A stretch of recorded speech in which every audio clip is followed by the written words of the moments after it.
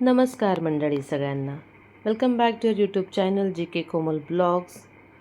आज मी शॉपमधला शूट केलेला आहे, तुमच्यासोबत शेअर करणार आहे. हा आहे मॉर्निंग व्ह्यू. खूप सुंदर असा व्ह्यू आहे. आणि आता मी निघाले आहे शॉपमध्ये. ही माझी मैत्रीण आहे. आम्ही दोघी शॉप चालवतो. आता आपण शॉपमध्ये चाललेलो आहोत.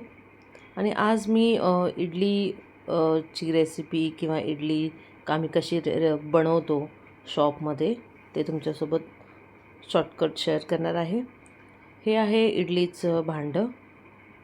ह्याच्यामध्ये टोटल एका टायमाला 40 ते 45 इडली आपण बनवू शकतो वन टाईममध्ये.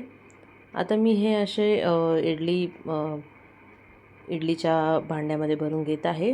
आणि आता हे मी गॅसवरती ठेवलेलं आहे. मी नॉर्मल तर एकच इडलीचं भांडं लावलेलं आहे.